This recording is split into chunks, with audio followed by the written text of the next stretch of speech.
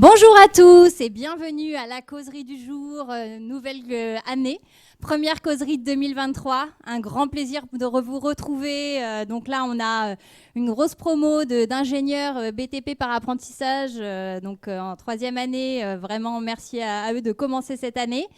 On va rappeler un petit peu qu'est-ce que les causeries Césime, parce qu'on a des gens aussi qui nous regardent à travers l'écran aujourd'hui grâce au live, qui sont peut-être là pour la première fois également. Les causeries Césime, c'est un cycle de conférences, donc de tous les mardis de 13h à 14h, qui existe depuis maintenant 9 ans.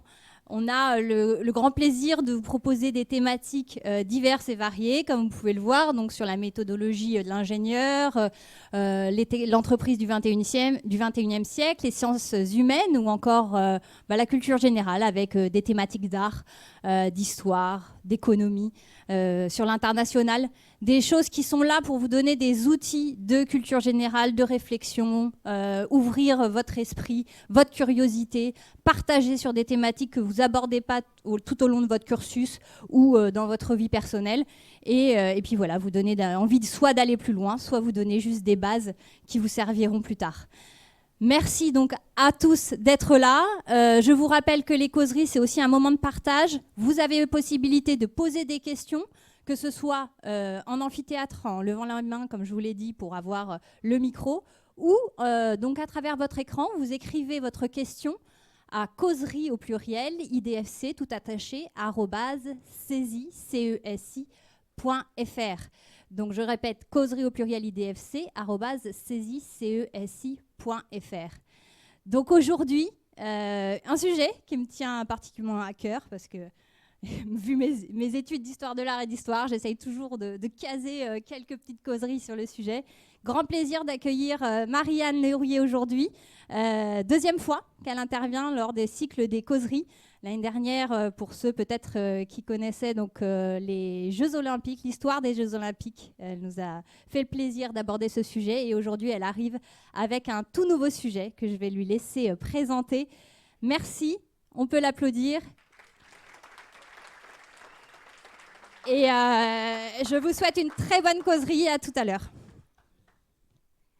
Alors, bonjour à tous. Donc, effectivement, aujourd'hui, on va parler d'une thématique qui est dans l'actualité, qui est la thématique du faux dans l'art, puisque, en fait, il y en a toujours eu. Voilà, depuis que l'art existe, il y a des faux.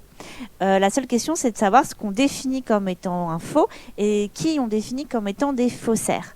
En fait, pour être un faux, il faut qu'il y ait une intention derrière, frauduleuse, ça c'est la loi. Mais vous en avez d'autres, on peut dire qu'ils ont fait des faux parce qu'ils ont voulu rendre hommage ou parce qu'ils ont fait des blagues, il y en a eu aussi. Il y a des faux qui sont devenus des faux malgré eux aussi, donc on va se balader un petit peu dans cette histoire-là.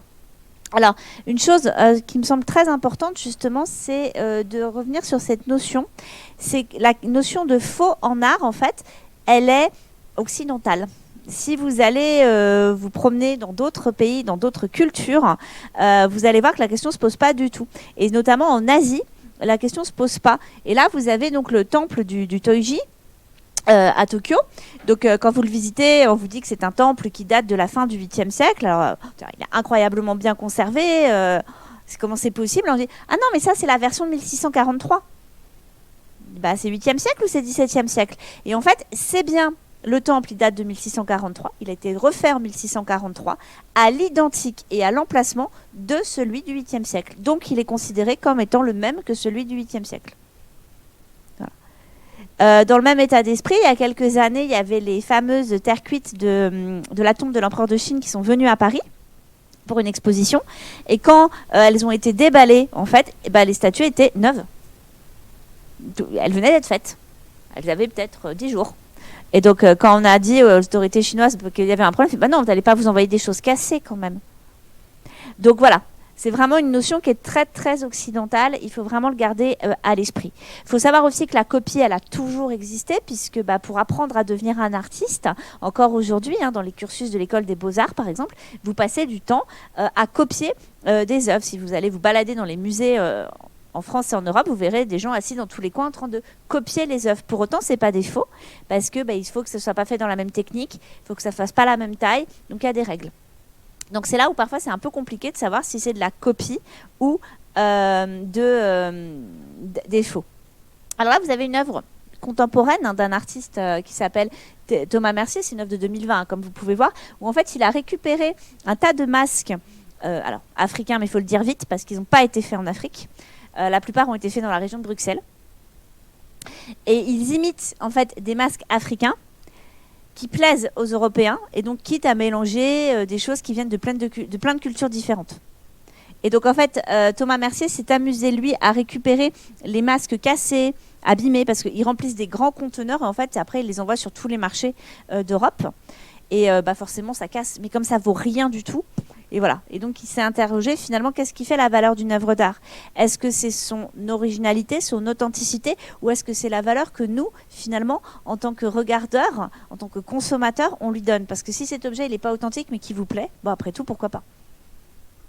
Voilà. Donc il nous oblige à nous poser ces questions-là. Et c'est particulièrement vrai dans ce marché des arts dits extra-européens, parce que tout simplement on n'a pas forcément les codes pour savoir si les œuvres qu'on a en face de nous, elles sont vraies ou pas. Voilà. Et puis vous avez ceux qui font des faux en toute bonne foi. Donc là on est à Knossos, on est en Grèce avec donc, les travaux de recherche de Sir Arthur Evans qui va reconstituer les palais de Knossos. Et en fait, il va reconstituer celui qui est là. C'est-à-dire, il va reconstituer, à partir des morceaux de fragments de fresques qu'il trouve un petit peu dans tout le palais, un jeune homme en train de cueillir des fleurs. Alors, on va être clair, les morceaux qu'il a utilisés pour faire cette peinture, il les a pris à peu près dans tout le palais, y compris des choses qui sont, qui sont très très éloignées, qui sont 20 pièces plus loin. Mais voilà. Et il a publié ça. Ça a été publié dans énormément d'ouvrages sur l'art grec comme étant un original reconstitué. Sauf qu'aujourd'hui, on sait que l'original, c'est un singe. Voilà, c'est pas du tout un personnage. Mais lui, dans sa tête, ça lui semblait pas possible que ce soit autre chose qu'un être humain. Et il n'a pas volontairement fait un faux, mais il a quand même induit en erreur des générations et des générations de chercheurs. Donc c'est là où je vous dis que parfois, la limite, elle est difficile à franchir. Elle est difficile à tracer. Alors, des faux partout, oui. N'achetez pas des originaux dont les faux sont au Louvre. Ça, c'est une phrase qui a pu être prononcée par certains artistes. Oui, dans tous les musées d'Europe, il y a des faux. On le sait. Ça ne veut pas dire qu'on les a identifiés, mais on le sait. Voilà, c'est comme ça. Alors, quelques faux célèbres. Donc là, vous avez le crâne de l'homme de Piltdown. On est au moment où on commence vraiment à s'interroger sur les origines de l'humanité. Ce fameux chaînon manquant. Comment on est passé du singe à l'homme? Parce qu'on le sait de manière théorique à l'époque, mais on ne le sait pas vraiment, on n'a pas de preuves. Et puis on va découvrir, donc on est au début du XXe siècle, hein, on va découvrir sur les plages d'Angleterre ce crâne extrêmement bien conservé, qui a en fait la partie haute qui correspond à un crâne humain et la partie basse qui correspond plutôt à une mâchoire de singe. Formidable, on l'a le chaînon manquant. Il va être exposé, il est acheté, etc. On le retrouve avec plein d'autres débris et en fait c'est un vrai faux chantier archéologique. C'est-à-dire que on ne sait pas exactement qui est à l'origine. Est-ce que c'est la personne qui a découvert ce crâne ou est-ce que la personne qui l'a découvert s'est faite avoir? Il y a débat. En tout cas, le chantier archéologique de l'homme de Piltdown a été monté de toutes pièces. Des objets, des silex notamment, qu'on a récupérés ailleurs, qu'on a mis là. Et aujourd'hui, on a fait des analyses. Et donc, en fait, le crâne est bien un crâne humain, mais du début du XXe siècle, avec une mâchoire de gorille. C'est un montage. C'est un faux. Mais il a fallu avoir les analyses récentes actuelles pour pouvoir le prouver. Les moyens techniques d'aujourd'hui. Donc bon, c'était une belle histoire, l'homme de Piltdown, mais ça marche pas. Et ça marche pour ça, en fait. Les faux, ça marche parce qu'on aime bien les belles histoires. Et redécouvrir l'œuvre perdue de tel artiste, ou le chaînon manquant, ou voilà. Et forcément, on veut y croire. Et donc, plus c'est gros, plus ça passe. C'est-à-dire que si je vous fais le faux d'un artiste dont personne n'a jamais entendu parler, zéro intérêt. Je vous fais un faux Léonard de Vinci tout de suite, ça marche mieux. Et c'est toujours comme ça. Hein. Alors celle-ci, elle est assez amusante, cette pièce. On est dans le sud de la France, dans le monde gallo-romain, et on va découvrir en fait cette plaque. Donc c'est Théodore Crétin qui la découvre.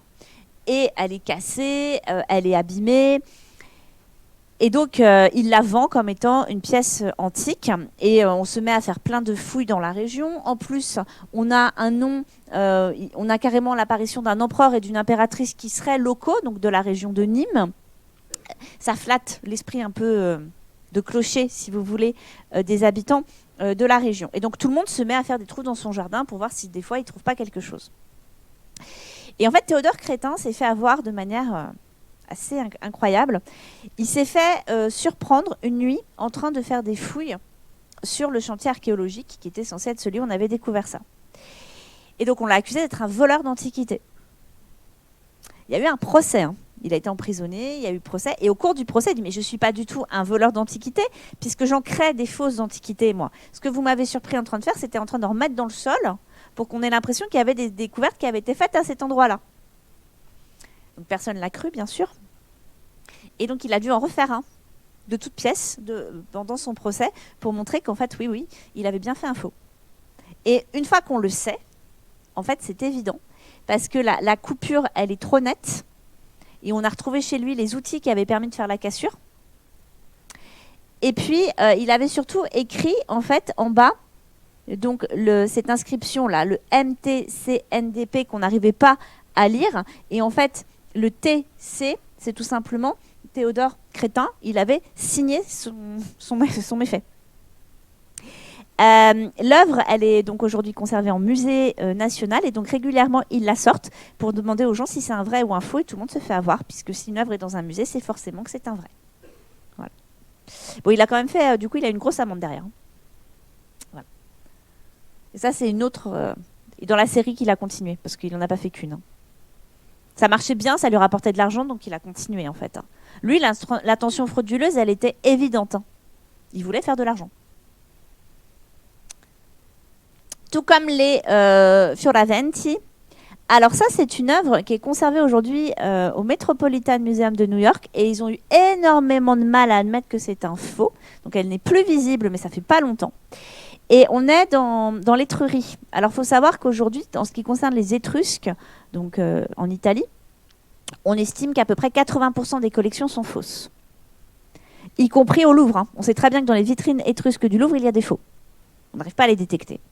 Les Fioraventi, ils habitent dans le coin, ils sont assez paysans, ils ne sont pas très riches. Ils disent, oh, il y a peut-être quelque chose à faire. On ne connaît pas trop. Et donc, ils vont produire des statues et des têtes absolument monumentales qui ne correspondent absolument à rien d'autre. Ce sont des faux grossiers par rapport à d'autres. Et finalement, ils ont des remords à un moment donné. Sur son lit de mort, le patriarche de la famille a un remords et il dit qu'il a produit des faux.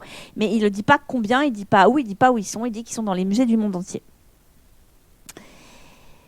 Et donc là, bon, on n'a pas de doute en fait. Hein. Puis elles sont trop bien conservées, elles sont en trop bon état. Ce qui est intéressant, c'est que dans cette région-là, on va continuer à produire des faux. Et notamment les Penelli, ils vont continuer. Donc c'est notre famille qui va s'y mettre. Et eux, alors eux, pour le coup, ça n'aurait jamais dû passer parce qu'ils arrivent après l'aveu des Fioraventi et concrètement, ils s'inspirent des têtes des personnages de Fioraventi pour faire leurs faux. Mais si ça, c'est un faux, forcément que ça, c'en est un aussi. Et ils s'inspirent. Alors, ils vont quand même faire des recherches parce que les meilleurs faussaires, ce sont quand même ceux qui font des recherches. Et donc, ils vont s'inspirer des sarcophages des époux qu'on trouve à la fois aux collections du Louvre et dans les collections du British Museum de Londres pour réaliser celle-là. Et ils vont pousser le vice un petit peu loin parce qu'il va y avoir une écriture en fait. Et c'est comme ça que finalement ça a été détecté, c'est à l'envers. Mais il a fallu attendre 50 ans pour qu'on se rende compte que c'était à l'envers. Des exemples comme ça, il y en a plein. Il y a une histoire au Louvre, c'est une petite fille qui dit « Mais je ne comprends pas pourquoi les hiéroglyphes ils sont à l'envers sur la statue. » La statue, ça faisait 100 ans qu'elle était exposée dans les collections du musée. Donc en fait, il y a vraiment... voilà, c'est toujours la même chose. C'est trop beau, on veut y croire. Voilà. Alors voilà, l'Étrurie, on le sait. Hein, on sait que c'est quasiment que... Enfin, il y a beaucoup, beaucoup de faux. Donc ça aussi, hein, ce sont des créations des Penelli. Faux. C'est en trop bon état, de toute façon. Parce qu'après, il faut faire vieillir les pièces. Alors, il y a des recettes. Hein. La terre de géranium, c'est fabuleux pour l'ivoire, par exemple. L'urine de chat aussi, ça marche bien. Voilà. En fait, les faussaires, ils ont des recettes, ils se les passent comme ça, et ça trompe les premières analyses. Alors là, c'est une escroquerie. C'est même pas des, enfin, c'est des faux, mais ce sont des escroqueries. C'est au moment de la découverte de Pompéi. Pompéi, en fait, quand elle est découverte, personne n'a le droit d'y aller. C'est-à-dire que voilà, la couronne de Naples se garde Pompéi pour elle. Et donc, il n'y a personne qui peut y aller. Il y a très peu d'œuvres qui sortent. Du coup, le père Contucci se dit qu'il y a de l'argent à faire. Donc, c'est un ecclésiastique. Hein. Et il va s'acoquiner avec un peintre qui s'appelle Giuseppe Guerra. Et ils vont dire aux gens on a réussi à faire sortir quelques fresques de Pompéi. Bon, regardez, elles ne sont pas en très bon état. Donc, c'est ça hein, qui montre aux gens. Mais si vous voulez, moi je connais quelqu'un qui est vraiment excellent, il pourra vous le restaurer, mais surtout faut pas le dire parce que bon, c'est complètement illégal, etc. Et du coup, à partir de ça, donc Giuseppe Guerra fait des créations complètes. Personne n'a jamais vu de peinture de Pompéi, donc en fait il fait ce qu'il veut. Personne ne peut dire que c'est un faux. Personne n'a de point de comparaison. On ne connaît pas aujourd'hui le nombre d'œuvres qu'il a pu réaliser parce qu'il y a quelques personnes qui se sont plaintes quand ça a été découvert, mais la majorité vexés n'ont rien dit. Ça joue aussi là-dessus, en fait. Hein. Ça joue aussi sur le fait que quand vous vous êtes fait avoir, vous évitez de trop le dire, quoi. Voilà. Et donc, ils se sont probablement fait énormément d'argent. Hein. Alors ça, c'est une blague, au départ. Raphaël Mengs, il est ami avec un historien de l'art qui s'appelle Wickelmann. Et Wickelmann, il a défini une forme de beauté idéale grecque. Et il ne trouve jamais, et donc il est tout le temps en train de dire que voilà, la peinture de Pompéi ne correspond pas à cet idéal, que c'est un peu un sous-art, et que de toute façon, il ne se fera jamais avoir. Raphaël Mengs, qui est donc un peintre du 19e siècle, fait une blague à Wickelmann en lui faisant une vraie fausse peinture de Pompéi qui correspond à son goût à lui. Mais c'était plutôt pour lui dire, bah, tu vois, je t'ai eu. Sauf que Wickelmann a tellement aimé son tableau que Raphaël Mengs n'a pas eu le courage de lui dire que c'était un faux. Il n'a pas voulu lui faire de la peine, en fait. Et donc, du coup, Wickelmann, non seulement a gardé le tableau, il était dans sa chambre, hein, il adorait son tableau, mais il l'a publié dans tous ses ouvrages sur l'histoire de l'art antique, comme étant vraiment le parangon de la beauté absolue grecque. Et ce n'est qu'après sa mort que Mengs a dit, en fait, c'est moi. C'est moi qui ai fait le tableau. Voilà. Donc, au départ, ce n'était pas du tout pour faire un faux, mais bon. Dans les faits, ça s'en est devenu un. Alors, celui-là, c'est un faux. Et on le sait depuis pas très longtemps. On le sait grâce à cette machine qui s'appelle Aglaé, qui est un accélérateur de particules, qui est conservé dans les sous-sols du Louvre. Et en fait, elle est censée être en verre. Enfin, elle est en verre. Mais quand ils ont fait l'analyse, le verre de cette statue est un verre qui date des années 1920 et qui ne date certainement pas des époques, de l'époque de Toutankhamon, parce que c'était censé être une tête de princesse de l'époque de même d'avant, d'Akhenaton. Et ça marche pas. Et c'est vrai qu'elle l'a plu. Elle a plu pourquoi ? Parce que tout simplement, elle est à la mode des années 20. Elle est coiffée comme dans les années 20, elle est maquillée comme dans les années 20. Donc elle paraît extrêmement moderne et c'est pour ça qu'elle a plu et qu'elle a été un des fleurons en fait de la collection du Louvre, la tête bleue d'Amarna. Alors, cherchez pas, elle est plus exposée. Hein. Ils sont pas joueurs, ils exposent pas leurs faux. Mais en tout cas, c'est-à-dire que là, le faussaire a tout simplement profité d'une chose, c'est qu'on connaissait très mal l'art de cette époque-là. Il s'est dit, bon, si on connaît très mal, je peux y aller, il n'y a pas de point de comparaison. Voilà. Et donc, grâce à Aglaé, quand ils ont fait toutes les analyses. Alors, Aglaé, elle prélève un tout petit peu de matière, mais très, très, très peu. Elle est quasiment pas destructrice. Parce que c'est surtout ça le problème. Pour faire des analyses sur les œuvres d'art, c'est que souvent, vous êtes obligé de prélever de la matière. Et si vous devez en prendre beaucoup, il y a plein d'institutions qui renoncent parce qu'ils se disent qu'ils vont abîmer leur œuvre d'art. Donc là, Aglaé, elle n'est pas tellement destructrice. Voilà. Alors, Aglaé, elle ne fait normalement des analyses que sur des pièces qui sont en collection de musée. Normalement, pas de collection privée. Je vous dis ça pour tout à l'heure. Alors voilà, le fameux Sésostris 3 de la collection Pinault, qui avait fait un scandale retentissant à l'époque, puisque Pinault a fait un procès derrière à son marchand, qui lui-même s'est retourné contre son vendeur, qui lui-même a dit « mais moi je ne savais pas », qui s'est retourné contre son premier vendeur. Donc en fait, on ne sait pas à quel moment qui était vraiment au courant, qui n'était pas au courant que c'était un faux.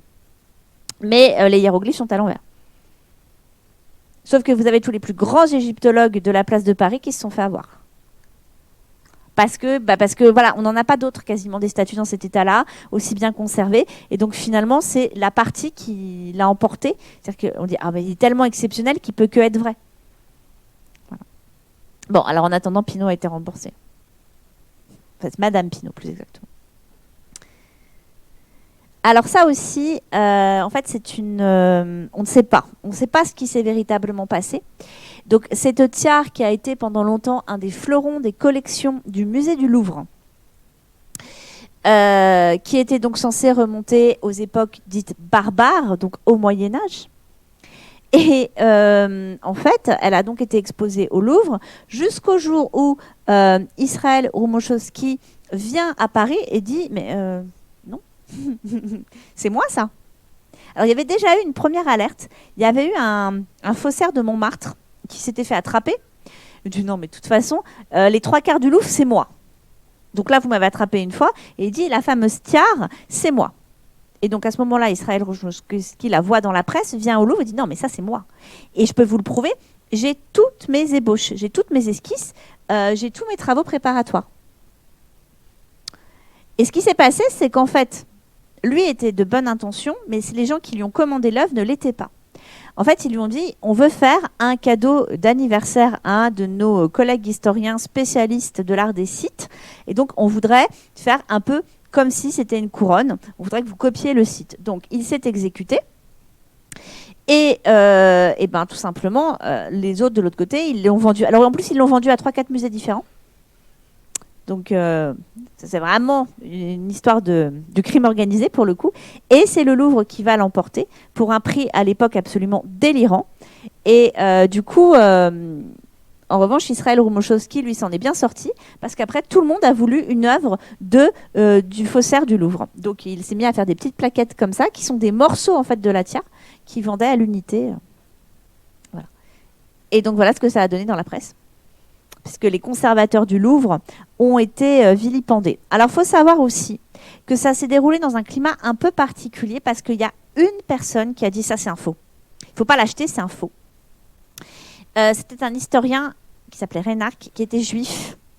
Et donc, le fait qu'il ait été juif dans cette France de la fin du 19e siècle a fait qu'en fait, on l'a accusé de vouloir enlever un des fleurons du patrimoine pour qu'il ne rentre pas au Louvre, pour qu'il aille dans une collection privée d'un banquier juif. Donc on ne l'a pas écouté.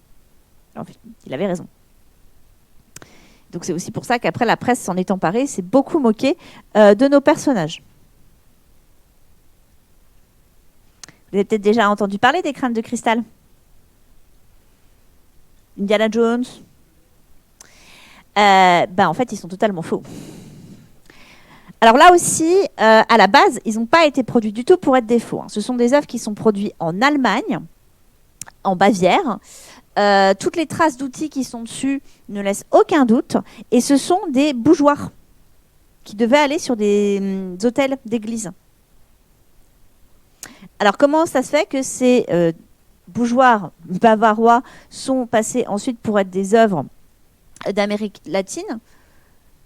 Parce que vous avez Boban du Verger qui va s'en mêler sans aucun scrupule, qui va en fait monter une aventure absolument rocambolesque où il explique que sa fille a des pouvoirs médiuméniques et qu'elle a été appelée par des crânes de cristal qui sont dans les tombeaux des... alors il les mélange tous, hein, par contre, Maya, Aztèques, il ne fait pas la différence. Et que c'est comme ça qu'il les a retrouvés. Et lui, c'est un bonimenteur, en fait. Hein. Il harangue les foules, il arrive à les faire... tout le monde le suit, quoi. Et ça va prendre une ampleur que lui-même n'avait probablement pas imaginée. Du coup, il ne peut pas fournir non plus parce qu'il n'en a pas assez. Hein. Ça n'a pas été produit en grande quantité. Et la rareté va faire le prix de l'objet. Ça, c'est toujours la même chose aussi. Hein. C'est toujours le même principe. Et donc, après, derrière, il va inventer des histoires de fin du monde. Voilà. Puisque, en fait, ces crânes seraient censés à la fois prévenir la fin du monde, avoir des pouvoirs. Voilà. Alors, ils sont en cristal. Voilà. Le musée du Quai Branly en conserve un aujourd'hui. Il ne devrait pas le conserver parce qu'il devrait être au Louvre, mais il est au musée du Quai Branly. Et le musée du Quai Branly évite de l'exposer parce qu'en fait, ça pose de véritables problèmes. Les visiteurs ne veulent pas entendre que c'est un faux. Voilà. L'histoire l'a emporté sur la vérité de l'objet. Voilà. Après, ce sont des beaux objets, hein. Mais clairement, vu l'origine du cristal et vu la technique de travail, ça ne peut pas être des pièces produites pendant les premiers siècles de notre ère en Mésoamérique. Impossible. Voilà. Donc là, oui, l'intention frauduleuse, elle y est.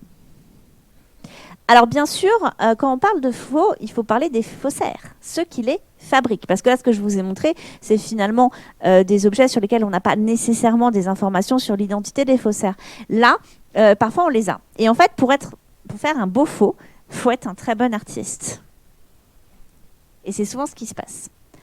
À commencer par le tableau qui est ici. Alors le tableau qui est ici, c'est pas pour le tableau en lui-même qui m'intéresse, c'est pour le petit poutis qui est derrière, vous voyez ?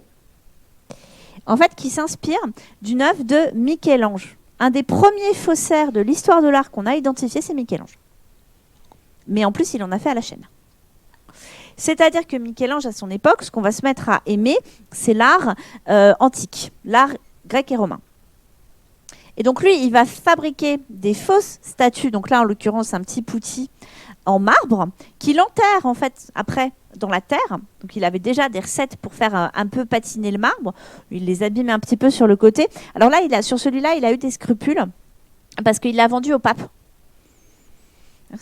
Vendre un faux au pape, c'est peut-être pas très stratégique pour la suite de ma carrière. Et donc il a été le dire au pape, qui s'est terriblement fâché, bien sûr, qui l'a très mal pris, qui a rendu la pièce et qui a exigé le remboursement. Et en fait, ce pape s'est fait moquer par absolument toute la ville de Rome en disant vous avez peut-être un faux antique, mais vous aviez un vrai Michel-Ange. Donc l'un dans l'autre, vous auriez mieux fait de garder votre Michel-Ange, personne ne se serait moqué de vous. Voilà. L'œuvre, elle a été rachetée immédiatement. Malheureusement, elle a disparu aujourd'hui dans un incendie, en fait. Mais elle est restée, donc là, c'est un tableau du Titien qui la montre, parce qu'elle est restée dans l'histoire pour ça, en fait. Et on sait qu'il en a fait d'autres, parce qu'il s'en est vanté, en fait. Il s'est vanté de pouvoir sculpter comme n'importe quel sculpteur grec ou romain. Donc on ne les a pas forcément identifiés, mais on le sait.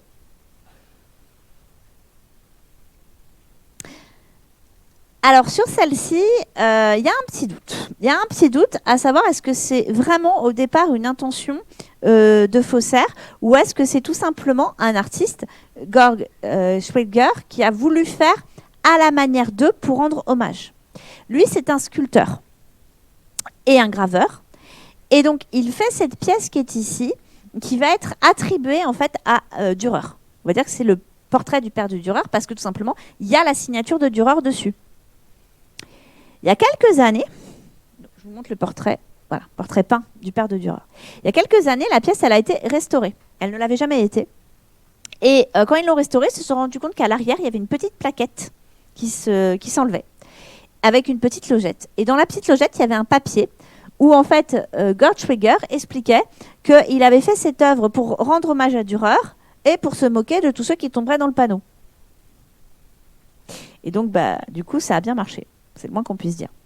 Voilà. Mais ça veut dire aussi qu'il maîtrisait tellement parfaitement la technique et le style de Dürer, parce qu'il l'avait beaucoup étudié, parce qu'il l'admirait profondément, qu'on peut presque aussi y voir un hommage. Ah, ça c'est l'artiste le plus imité au monde, c'est Corot. À peu près, le nombre de tableaux de Corot qu'on a, de toute façon, c'est pas possible. Même en travaillant très vite, il ne peut pas en avoir produit autant. On estime à peu près que 50% des Corot du monde sont des faux. Sans qu'on arrive à le voir, parce que ça peut... Oui ? Attendez, le micro, s'il vous plaît. Il y en a des milliers. Okay, reposez votre question. Il y en a combien des... alors, il y en a combien des Corot ? Il y en a des milliers. Le nombre précis n'est pas vraiment connu, du coup, parce que comme on sait que la moitié sont, au moins la moitié sont des faux. Okay. Mais des comment faux on sait ça ? Excusez-moi. Comment on le sait ? Ouais. Parce que parfois, il y en a qui l'ont dit déjà. Okay. Parce que Corot lui-même s'en plaignait à son époque, qu'il en avait un petit peu assez de voir chez des marchands des tableaux de Corot qu'il n'avait pas peints. Parce que c'est dès son vivant en fait que le phénomène va se manifester en fait. Okay. Et globalement, en fait, c'est une peinture qui techniquement est assez classique et donc du coup elle est imitable. Et puis elle plaît, elle se vend bien. Voilà. Donc voilà, ça c'est un faux coraux. Honnêtement, hein, à l'œil nu comme ça, aucun moyen de le savoir. Là, en l'occurrence, ils le savent parce qu'ils ont fait une analyse et ils ont trouvé un pigment qui n'existait pas à l'époque de Corot. Ah, alors, vrai, faux, Léonard. Léonard, c'est le fantasme absolu. Léonard de Vinci a peint très peu de tableaux au final. Et il en a laissé beaucoup inachevés. Et en fait, tout le monde rêve de trouver le Léonard inconnu, quoi. Et il y a quelques années, il y a une grande exposition Léonard et il y a ce tableau qui sort.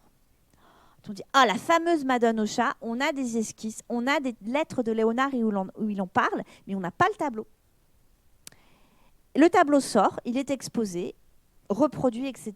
Et on ne le revoit plus pendant 50 ans. Donc non seulement le tableau, il existait, mais on ne savait pas, on l'a vu, il disparaît. Et en fait, parce que Cesare Tubino n'a jamais voulu faire un faux. Il a voulu en fait s'amuser, lui. C'est toujours la même chose, c'était un peu se moquer des institutions culturelles et muséales qui ne l'avaient jamais reconnu en tant que peintre. Lui, c'était un peintre qui n'avait pas réussi à percer, et donc il a voulu leur faire un pied de nez. Sauf que le pied de nez, il est plutôt très réussi, parce qu'il a fait beaucoup de recherches avant. Donc ça, c'est le tableau de Tubino, et il s'est inspiré des deux tableaux qui sont là, qui sont donc le tableau de Léonard, la Madone à l'œillet de l'Ermitage. Et ça, c'est un dessin, en fait, qui est conservé dans les carnets de Léonard. Et donc, il a croisé les deux de manière à pouvoir créer sa Madone au chat. Alors, en vrai, au niveau du visage, on n'y est pas. Techniquement, ce n'est pas tout à fait pareil. Mais ça peut passer quand même. Parce que, voilà, on veut toujours découvrir le Léonard perdu. Giovanni Bastianini, lui, s'est fait avoir. Ça fait partie de ces artistes qui se sont fait avoir. En fait, lui, il travaille dans la région de Florence et on lui demande un jour de faire un buste à la manière des grands sculpteurs florentins. Donc, il s'exécute. Il a un client qui le paye pour faire ça à la manière de Donatello. Donc, il le fait même plutôt très, très bien.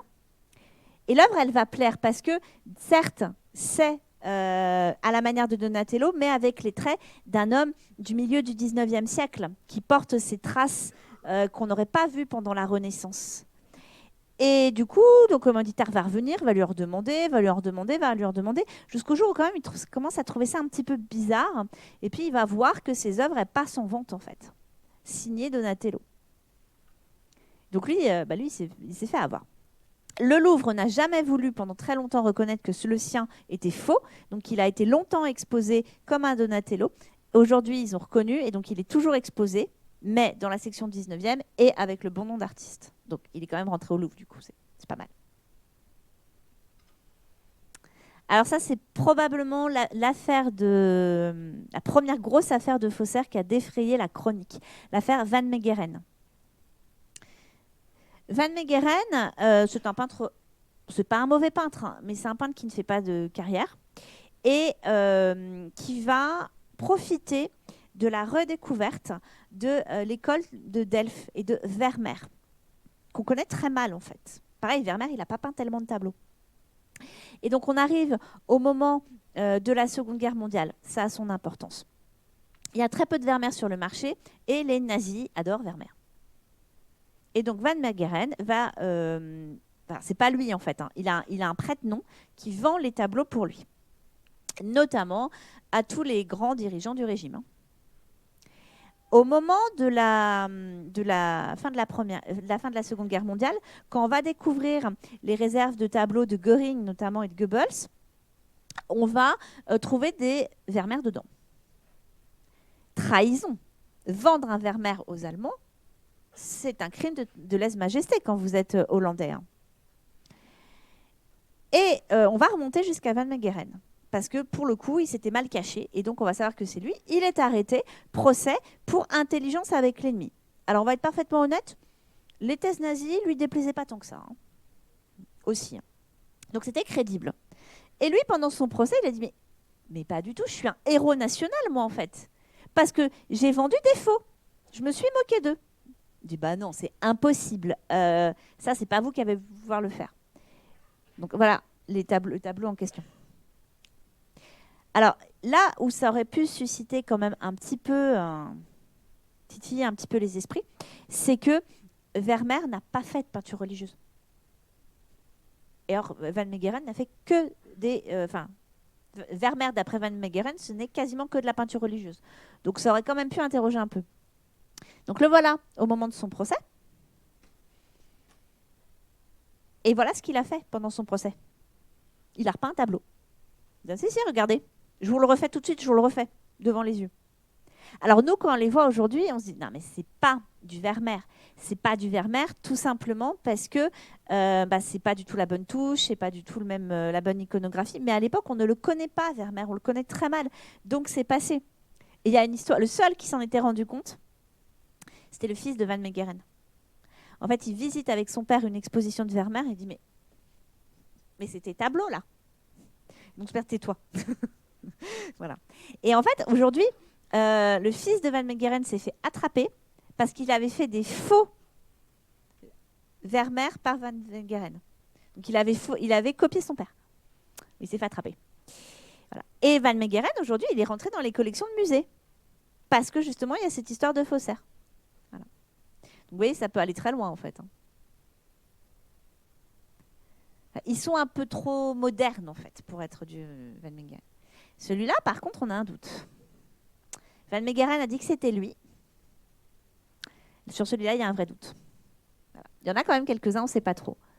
Bon, après, est-ce qu'on ne peut pas savoir par rapport aux nouvelles technologies pour analyser les couleurs, le grain, le papier ou autre?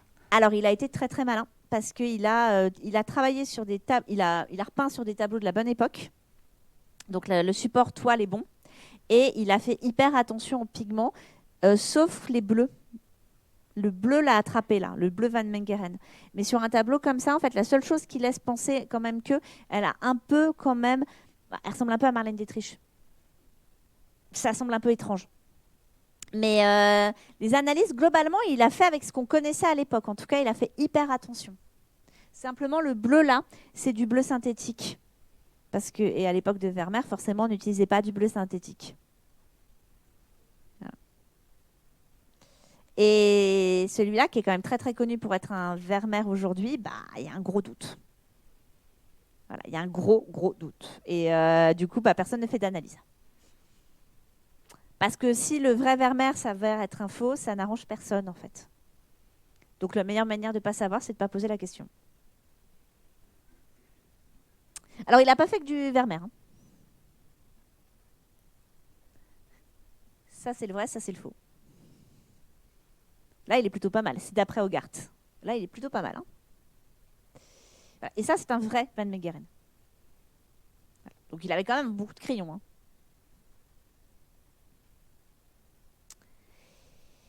Alors, Franz Wolfgang Rohrich, on le sait que c'est un faux, tout simplement parce qu'il s'est vanté d'être rentré au Louvre de son vivant. C'est-à-dire qu'on le disait, ah bah voilà, Matisse est rentré au Louvre de son vivant, c'est le premier artiste. Il dit, pas du tout, je suis rentré bien avant lui, mais pas sous mon nom. Voilà. Donc, pareil, ça aujourd'hui, à l'œil nu, en fait, on sait que c'est pas un Cranach.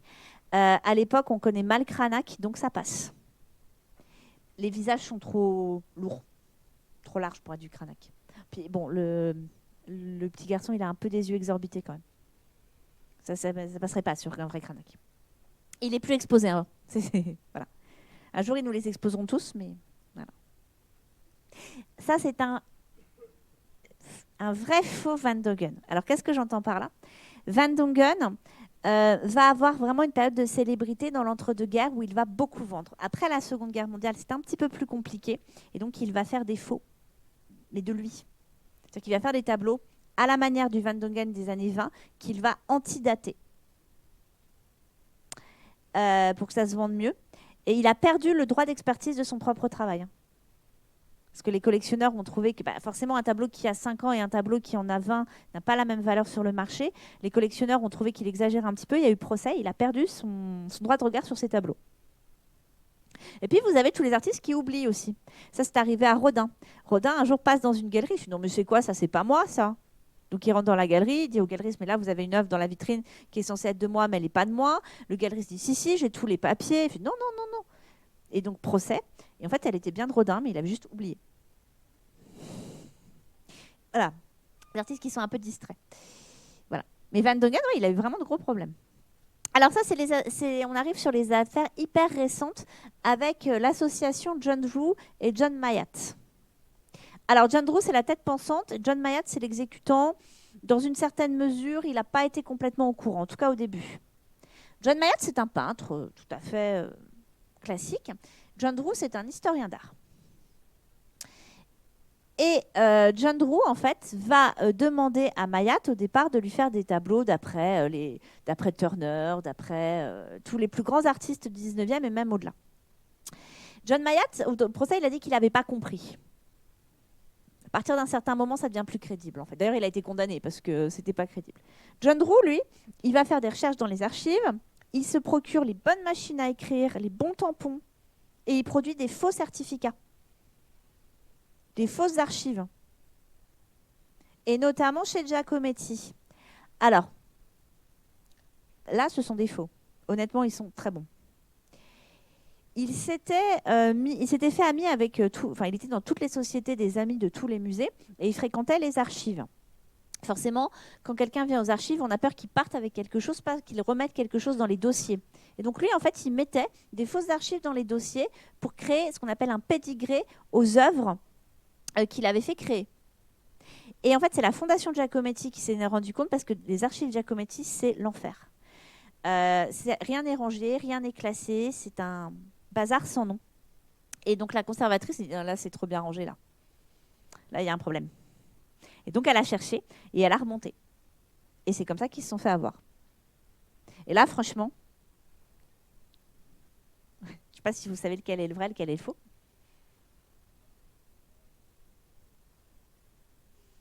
Voilà. Plutôt très très bien fait. Hein. Alors c'est plus facile sur certains styles. Sur le cubisme, c'est plus facile, il faut être honnête aussi. Hein. Voilà. En fait, ce qui pourrait vous mettre la puce à l'oreille, c'est les cordes sur la guitare. Là.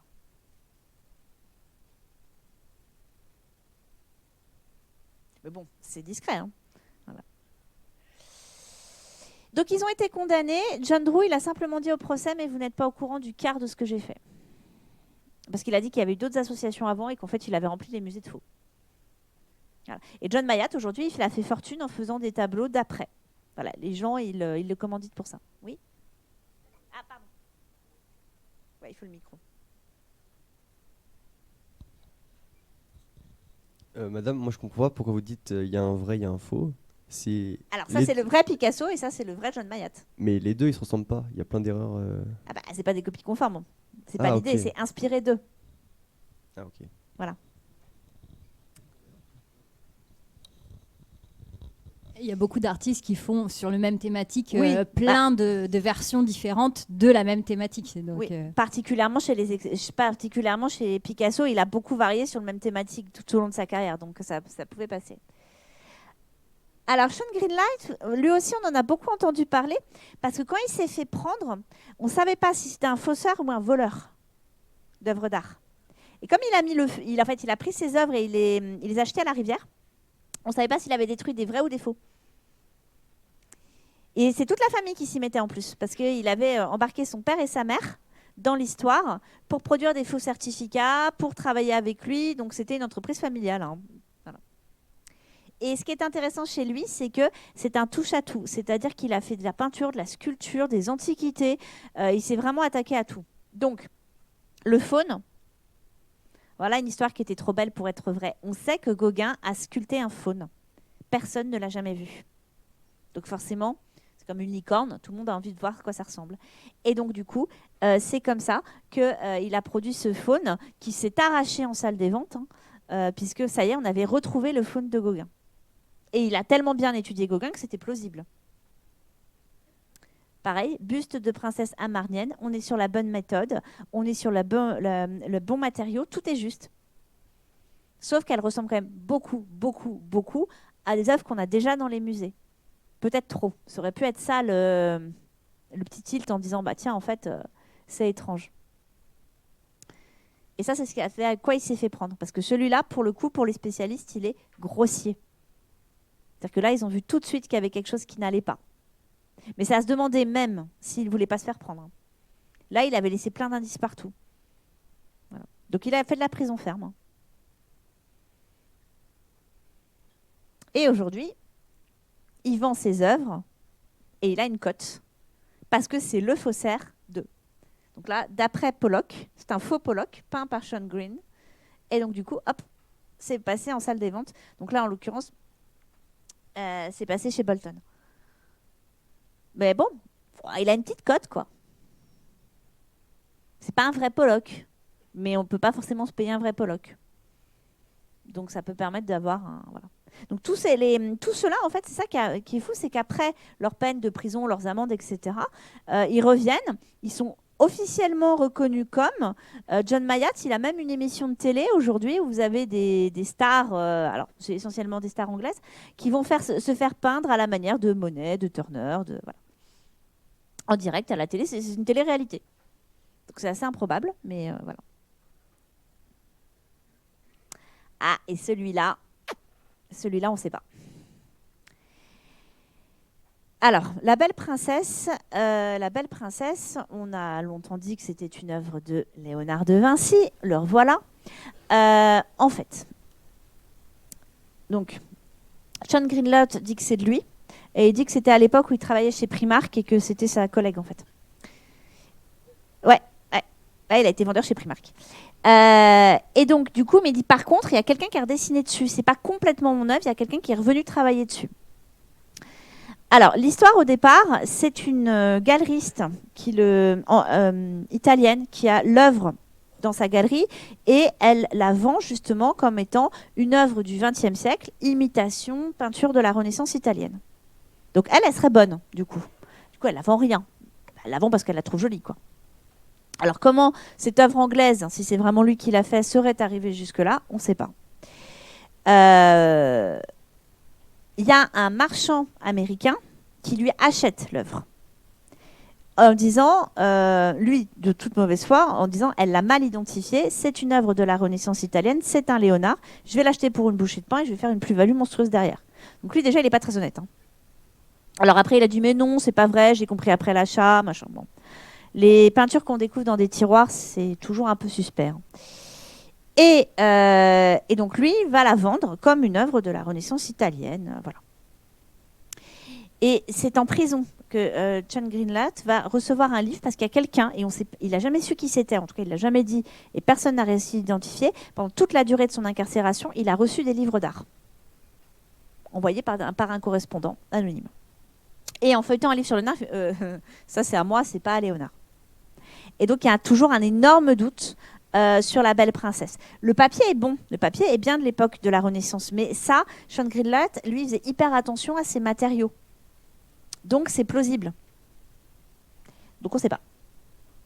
Voilà. Alors bien sûr qu'on aimerait que ce soit un original, hein, mais bon, on ne sait pas. Voilà. Petit doute sur La Belle Princesse. Beltraki, alors lui c'est la star des faussaires. Il a écrit sa biographie, il est... Voilà. Beltraki, il avait bien compris, c'est un peintre au départ, hein, lui aussi, et il a bien compris que ce qui est important, plus que l'œuvre, c'est les origines. Et donc, en fait, il va s'intéresser aux peintres dits dégénérés, qui sont tous les peintres, en fait, que les nazis ont considérés comme ne correspondant pas à l'esthétique nazie, qu'ils ont détruit en grande partie. Et il a retrouvé une galerie qui a vraiment existé, hein, qui était une galerie spécialisée dans cet art, dans ces arts-là. C'est surtout les grandes avant-gardes, hein, de l'entre-deux-guerres. Et du coup, il a reconstitué le tampon de la galerie qui a vraiment existé. Et ensuite, il a fait des photos. C'est sa femme, en fait. Hein. Donc, il a mis en scène sa femme comme si elle était, en fait, une de ses aïeules, en disant « On a retrouvé ça dans le grenier familial, en fait. Et regardez, on a aussi des photos d'archives où on voit les tableaux derrière. Donc, finalement, ils ont créé un pédigré aux œuvres. Et donc, voilà. Alors, lui, il s'est attaqué, pour le coup, à des artistes qui n'étaient pas très, très connus. Donc, Lasker Schuller, il n'est pas connu, hein, soyons clairs. Du coup, c'est passé. Et en fait, c'est quand il a commencé à faire des Max Ernst, qui est beaucoup plus connu, que là, il s'est fait prendre. Et en fait, c'est péché d'orgueil. Il adore Max Ernst et à un moment donné, il s'est dit, ouais, mais je vais aller me frotter un petit peu à cet artiste que j'adore et que j'admire. N'empêche qu'aujourd'hui, il est considéré comme un des plus grands spécialistes mondiaux de l'œuvre de Max Ernst. Voilà. Alors, il s'est fait prendre. Il a été en prison, il a payé son amende, mais il a quand même eu le droit à son passage dans les Simpsons. Ça veut dire à quel point il est connu, en fait. Hein. Et puis, c'est un personnage, en fait, quelque part, on dit que c'est un crime sans victime, parce que ceux qui se sont fait avoir, c'est des gens qui étaient tellement riches qu'ils pouvaient se payer ces tableaux-là. Donc bon, on estime que c'est pas très grave. Et puis, voilà, il a le côté faussaire flamboyant qui plaît, quoi. Et donc, du coup, il est très, très populaire aux États-Unis.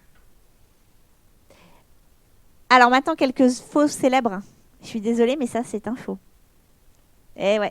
Bah, c'est un faux de Michel-Ange. En fait, c'est pas du tout une œuvre de l'Antiquité.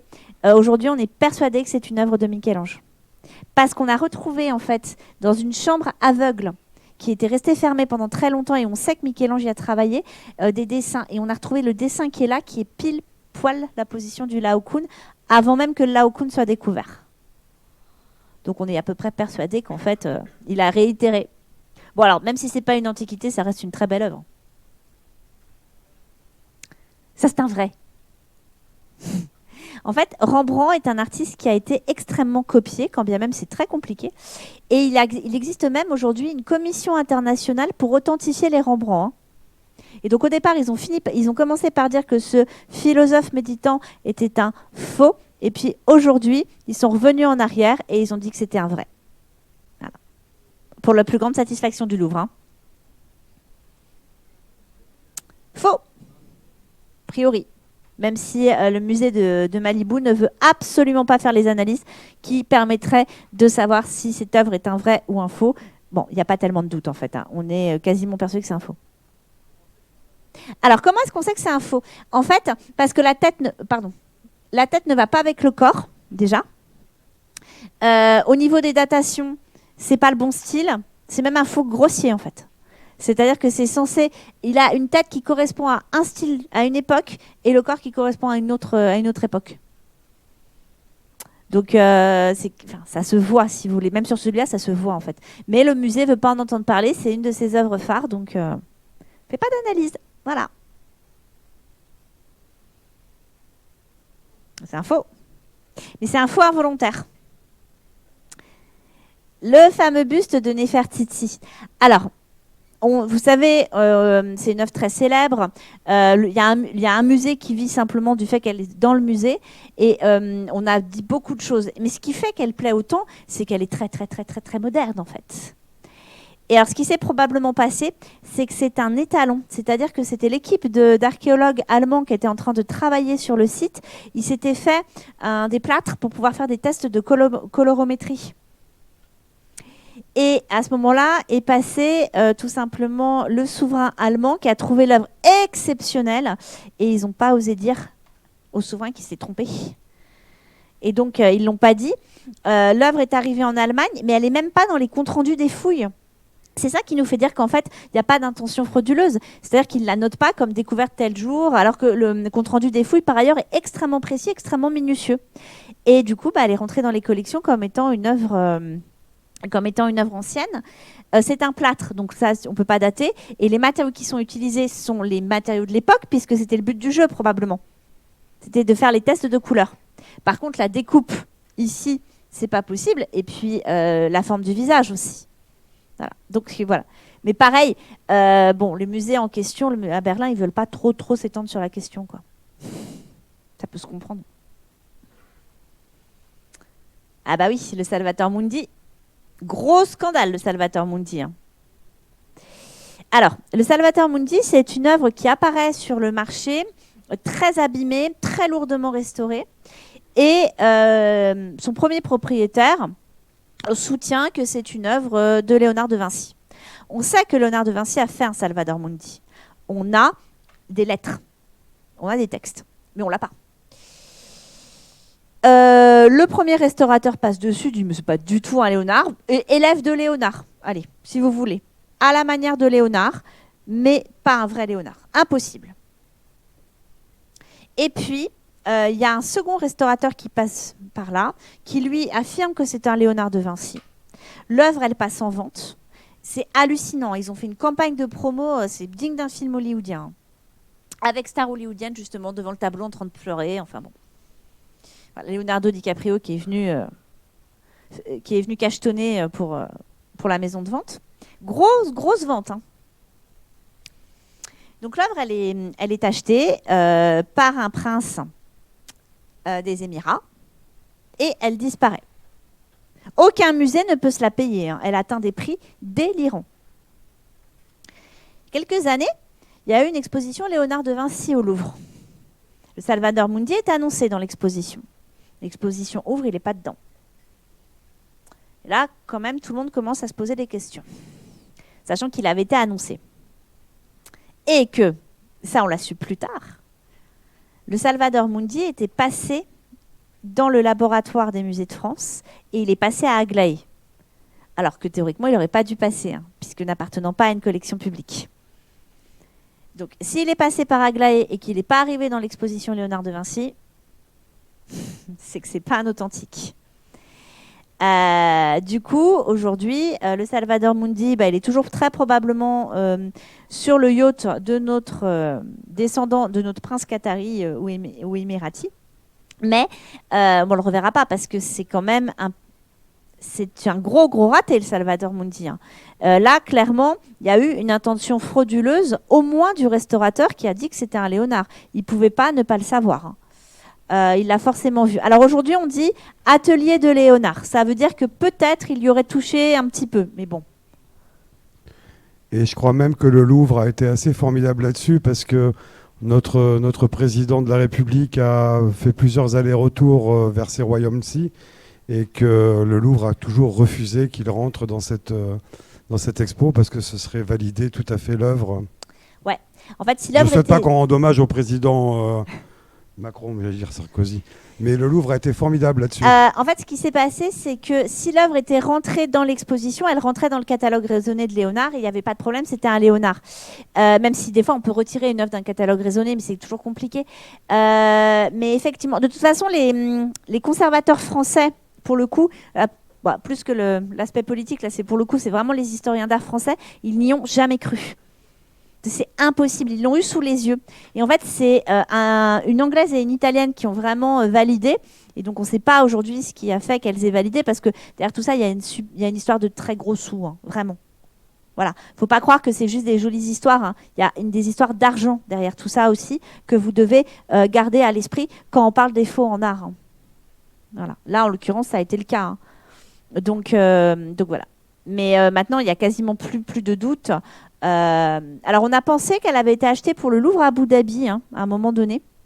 Et donc, a priori, elle n'arrivera jamais sur les murs du Louvre à Abu Dhabi, puisqu'elle est plus montrable et elle est plus exposable, cette œuvre en tant que telle aujourd'hui. Elle est complètement décriée.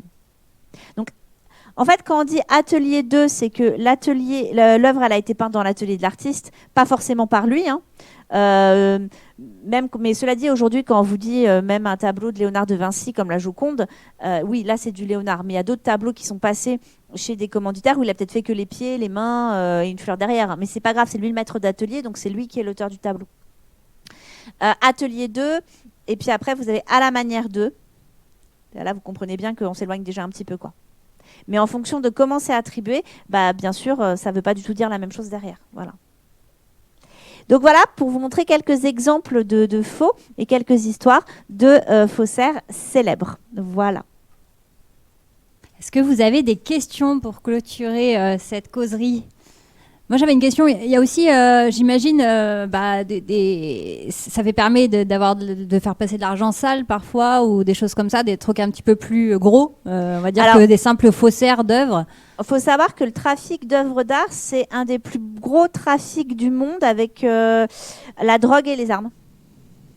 Voilà, c'est dans le top 3. Que ce soit des faux ou pas des faux. Voilà. Trafic d'antiquités, trafic d'œuvres d'art. Donc... selon les années, ils sont plus ou moins devant ou derrière, mais c'est dans le top 3. J'imagine qu'il y a des cellules spécifiques dans chaque pays. Ouais. En France, on a l'OCBC. En France, on a dans la police nationale, il y a une section qui est vraiment dédiée aux biens culturels. Donc oui, oui. Et d'ailleurs, ce sont aussi des historiens d'art qui... Enfin, ils ne sont pas que policiers, quoi. C'est plus simple pour eux de connaître un peu de quoi ils parlent. On va devoir clôturer. Est-ce que vous avez une petite dernière question ou on va pouvoir applaudir chaleureusement notre causeuse du jour? Merci. J'espère que ça vous a plu et que ça vous donne envie d'aller faire un petit tour dans les musées pour vous donner votre propre opinion. Merci à vous qui étiez là, mais à vous qui nous ont suivis aussi à travers le live. N'hésitez pas pour les prochaines causeries à diffuser le lien live. Il est gratuit, s'il vous plaît.